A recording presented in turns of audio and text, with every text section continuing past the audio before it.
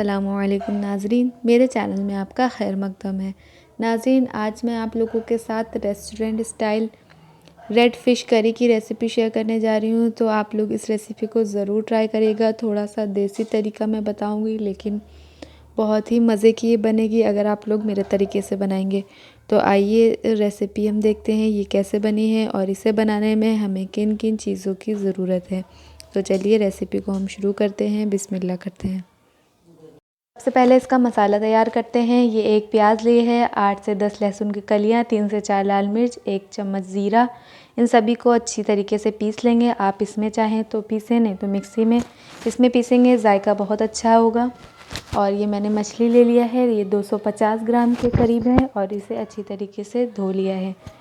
और ये देखिए हमारा मसाला भी अच्छी तरीके से बिल्कुल पिस गया है। तो आइए बनाते हैं फ़िश विद ग्रेवी। तो ये देखिए, ये मैंने यहाँ पर तेल डाल दिया है एक कढ़ाई में, 1 बड़ा चम्मच, और तेल गरम हो गया है। अब आँच को हम धीमा करेंगे और इसमें मसाला डाल देंगे। मसाले को अच्छी तरीके से भूनना है और साथ ही साथ इसमें नमक भी ऐड कर दिया है। तो ये देखिए मसाला हमारा भुन रहा है। नमक आप अपने टेस्ट के हिसाब से रखिएगा। अब इसमें रेड फूड कलर ऐड करेंगे। तो ये मैंने 1 चुटकी रेड फूड कलर ऐड करा है, इससे कलर बहुत ही अच्छा आएगा। तो ये देखिए मसाला हमारा भुन गया है। अब इसमें डाल देंगे मछलियाँ। तो इस तरीके से मछलियों को रख दीजिएगा और पहले तेज़ आंच पर एक साइड से पकाइएगा, फिर साइड को पलट दीजिएगा।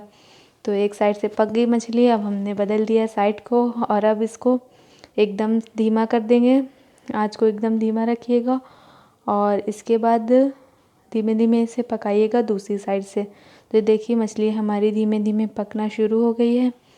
तो इसी तरीके से अब हम इसे ढक देंगे और आँच को बिल्कुल धीमा कर देंगे और धीमे धीमे आँच पर मछली को पका लेंगे।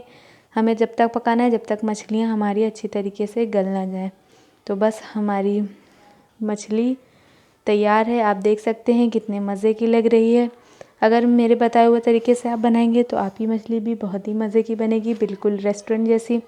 तो रेसिपी को ज़रूर ट्राई करें।